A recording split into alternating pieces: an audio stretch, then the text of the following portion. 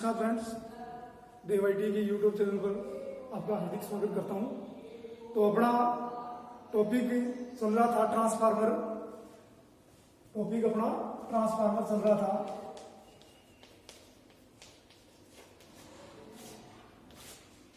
Transformer में अपन ने कल पढ़ा था कि ट्रांसफार्मर का विद्युत वाहक बल समीकरण, उसमें कोई दिक्कत नहीं आई होगी। अगर कोई दिक्कत आए तो मुझे कमेंट के माध्यम से या कॉल के माध्यम से जरूर बताना। आज अपन पढ़ेंगे ट्रांसफॉर्मेशन।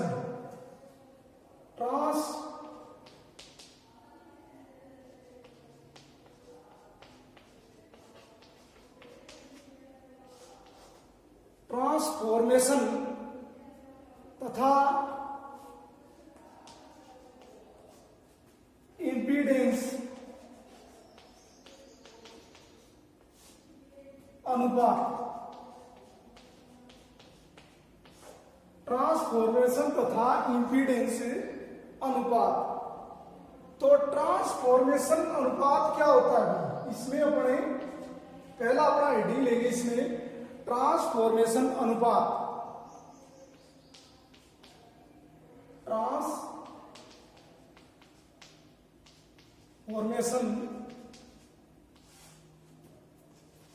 अनुपात।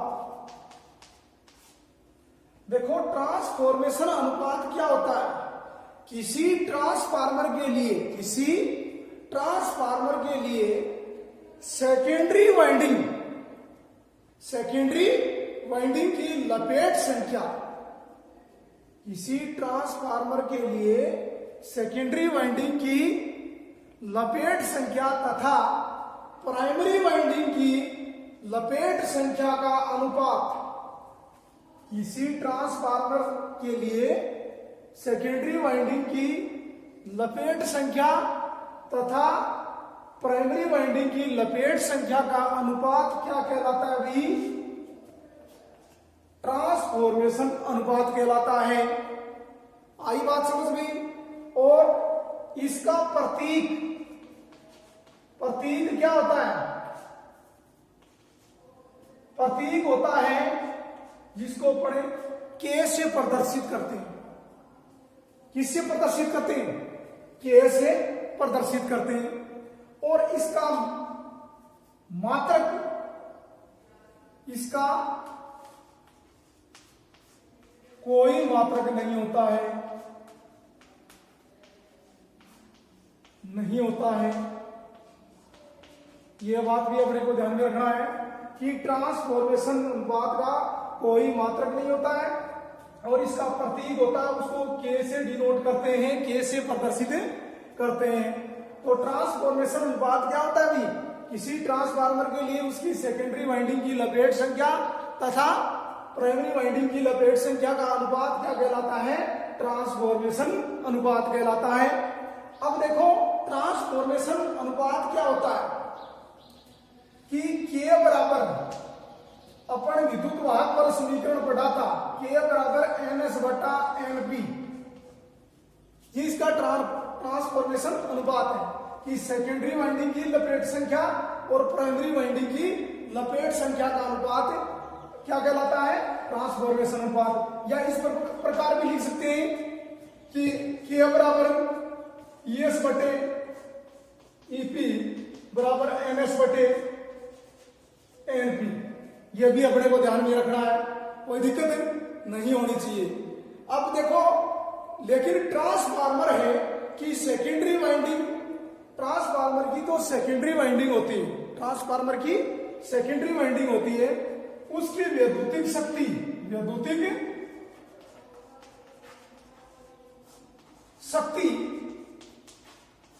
जिसको पढ़े, ट्रांसफार्मर की सेकेंडरी वाइंडिंग होती है, उसकी वैद्युतिक शक्ति है वो प्राइमरी वाइंडिंग की जो वैद्युतिक शक्ति है उससे कम होती है।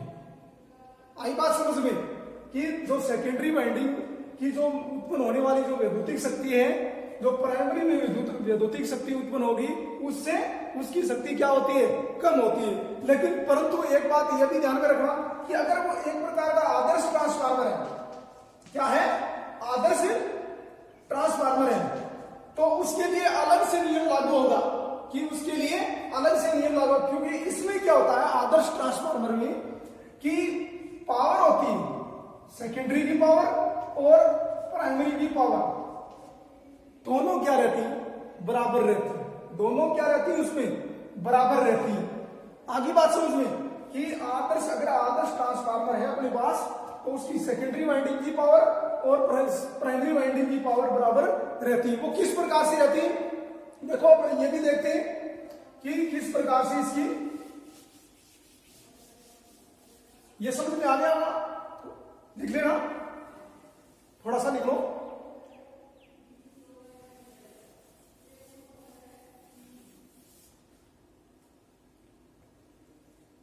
कि PS बराबर है PP। PS का मतलब हुआ सेकेंडरी वाइंडिंग में जो उत्पन्न होने वाली वैद्युतिक शक्ति, और PP का मतलब हुआ कि प्राइमरी वाइंडिंग में उत्पन्न होने वाली वैद्युतिक शक्ति। अब देखो ओम के नियम के अनुसार P बराबर क्या होता है, P बराबर क्या होता है, ये ओम के नियम के अनुसार अपने को करना है। P बराबर है V इंटू I या I इंटू V होता है। P बराबर ओम के नियम के अनुसार I इंटू V होता है, सेम का सेम यही उतारेंगे है। V की जगह E भी लिख सकते हैं, कोई दिक्कत नहीं है। तो P बराबर I इंटू E या V लिख सकते हैं अपन, तो कोई दिक्कत नहीं आनी चाहिए। अब देखो सेकेंडरी वाइंडिंग में प्रवाहित होने वाली धारा और सेकेंडरी का विद्युत वाहक बल, सेकेंडरी का विद्युत वाहक बल, प्राइमरी में प्रवाहित होने वाली विद्युत धारा और सेकेंडरी का विद्युत वाहक बल बराबर। इसी प्रकार प्राइमरी में प्रवाहित होने वाली विद्युत धारा और सेकेंडरी का प्राइमरी का विद्युत वाहक बल। अब देखेंगे कि किस प्रकार से अपने को इसको चेंज करना, किस प्रकार से अपने को इसे चेंज करना है। अब इसमें यह देखना है कि K बराबर ES बटे EP बराबर NS बटे NP। अब इसमें थोड़ा विपरीत हो जाएगा, क्योंकि करंट धारा है वो अलग अलग प्रकार से होगी। कि इसमें क्या होगा कि IP बटे IS किस प्रकार से, जैसे ES बटे EP बराबर IP बटे IS। अब देखो इसमें यहां पर ये दोनों राशियां हैं, इसको वजन गुणा करने पर दोनों राशियां सेकेंडरी की इस प्रकार से वजन गुणा करने पर दोनों राशियां अपने को दिखाई दे रही है। इसी प्रकार इसको दोनों राशियां वजन गुणा करने पर अपने को दिखाई दे रही है, ताकि अपने को ये क्या होता है, एक ट्रांसफॉर्मेशन अनुपात होता है, ध्यान में रखना विद्युत धारा के लिए। अनुपात में अपने को ES बटे EP, NS बटे NP और IP बटे IS, ये मैंने आपको बता दिया कि किस प्रकार आया। कि ओम के नियम के अनुसार P बराबर अपन देखा कि I इंटू V होता, I इंटू V कर सकते हैं या E भी लिख सकते हैं अपन, कोई दिक्कत नहीं है। तो इसी प्रकार अपने को ये याद रखना। अब देखेंगे अपन इंपीडेंस अनुपात, इंपीडेंस अनुपात।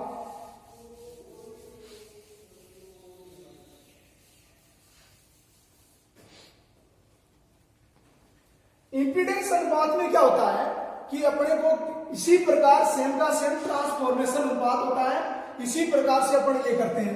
देखो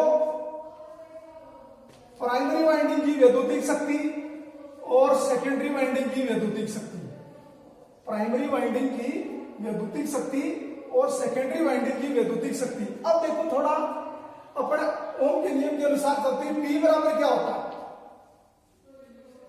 आई स्क्वायर इंटू आर भी होता है, लेकिन अपने एसी की बात करें तो P बराबर आई स्क्वायर इंटू जेड भी कर सकते हैं।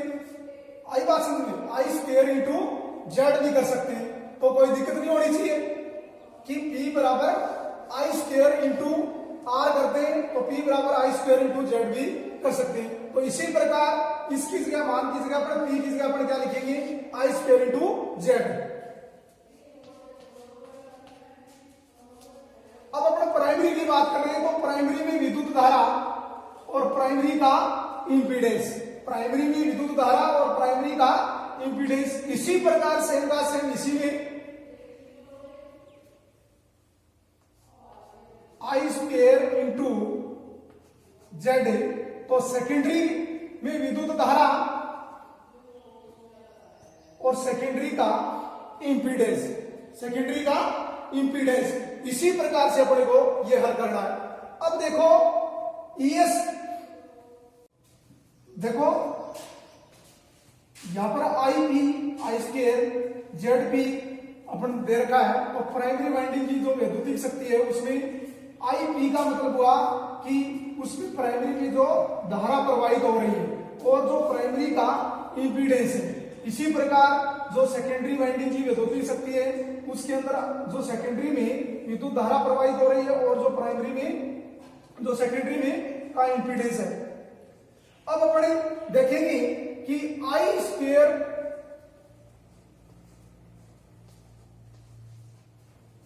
बटा पी,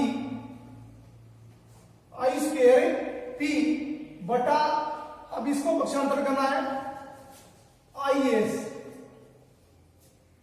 आई एस। इसी प्रकार इसको अपन पक्षांतर करना है जेड एस बटा जेड पी, जेड एस बटा जेड पी। अब अपने को दोनों पर स्क्वायर है, दोनों पर स्क्वायर अपन हटाएंगे तो आई पी बटा आई एस, तो इसके ऊपर क्या लग जाएगा भाई, रूट लग जाएगा इस प्रकार से। तो इसी प्रकार से अपने को हल करना है ये। तो देखो यहां पर ये मान आया, ये इंपीडेंस अनुपात है जेड एस बटा जेड पी। तो जेड का मतलब अपने को थोड़ा पता होना चाहिए कि इंपीडेंस है ये। तो ये अपना ट्रांसफॉर्मेशन अनुपात था, ये अपना ट्रांसफॉर्मेशन अनुपात और इंपीडेंस अनुपात अपन पढ़ा है। अब देखो आगे एक इससे संबंधित, समीकरण से संबंधित अपने सवाल करते हैं। उस सवाल में हल करेंगे।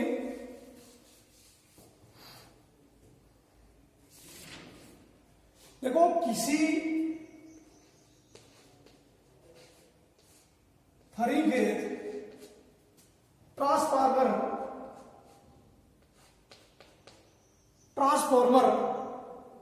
डेल्टा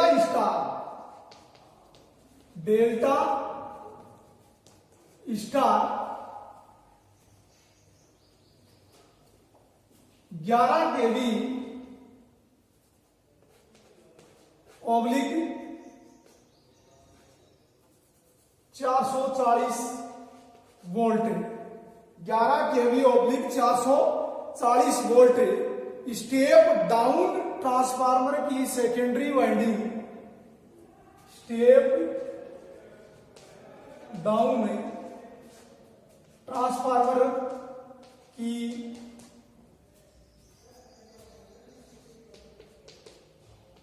सेकेंडरी वाइंडिंग,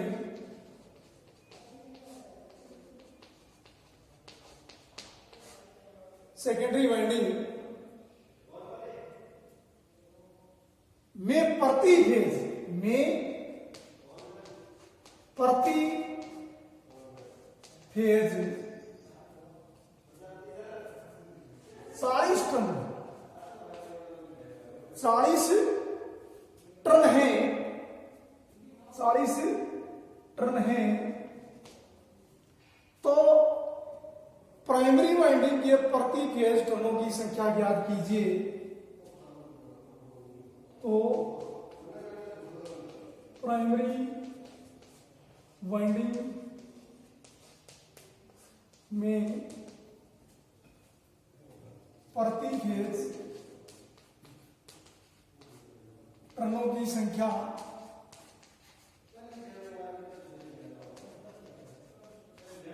ज्ञात कीजिए।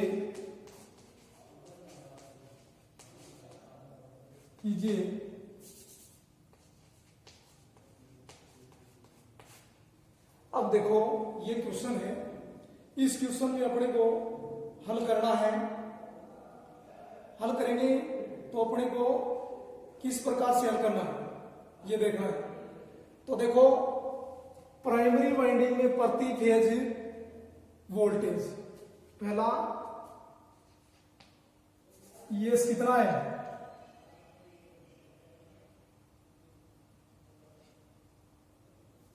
ईपी कितना है भाई, 11 केवी, 11,000 वोल्ट, और ईएस कितना है, 440 वोल्ट। अब देखो 440 वोल्ट है, इसको प्रति फेज में बदलना है। तो प्राइम सेकेंडरी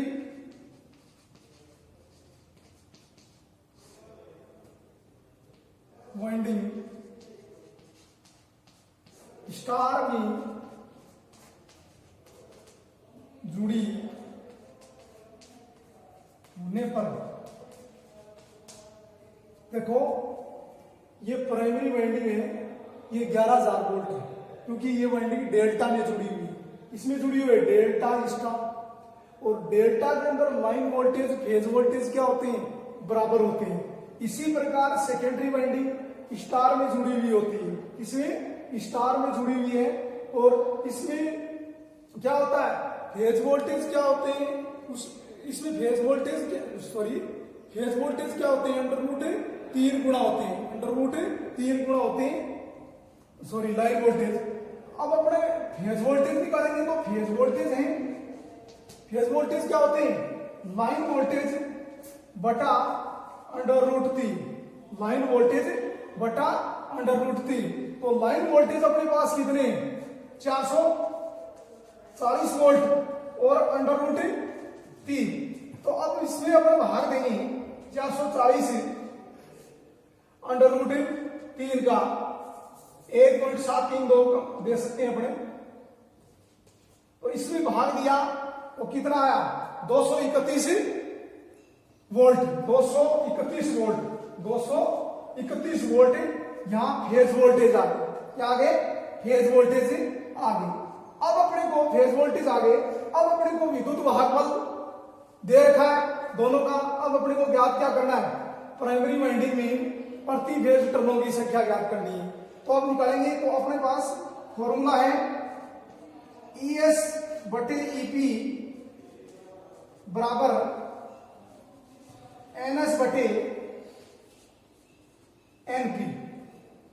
अब ES क्या है, ES में अपन क्या लगाया कि 231 वोल्ट, ES सेकेंडरी वाइंडिंग में प्रति फेज कितने हैं, 231 वोल्ट बटा EP कितना है, 11,000 बराबर सेकेंडरी वाइंडिंग में प्रति फेज टर्नों की संख्या कितनी है, 40 बटा NP। ठीक है, थोड़ा मिटा देता हूं इसको, क्वेश्चन लिख लेना।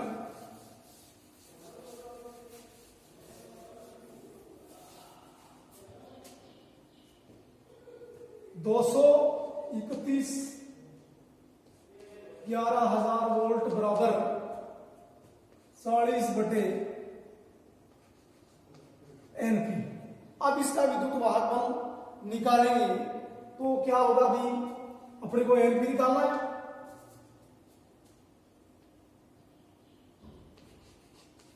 NP बराबर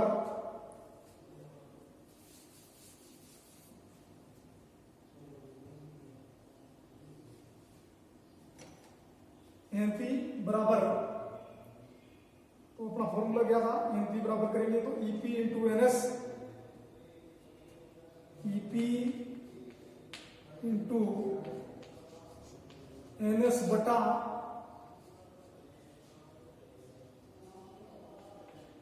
ईएस। आगे बात समझ में। अब देखो ईपी का वोल्टेज कितना है, 11,000 गुणा एनएस, सेकेंडरी में टर्नों की संख्या कितनी है, 40, कितनी है 40 बटा 231। तो इसमें अपन इसका भाग देंगे तो कितना है अभी 1904 टन, 1904 टन। इसको गुणा करेंगे, काटेंगे तो कितना आया 1904 टन प्रति फेज टनों की संख्या निर्धारित होगी। तो ये अपने को थोड़ा ध्यान में रखना है।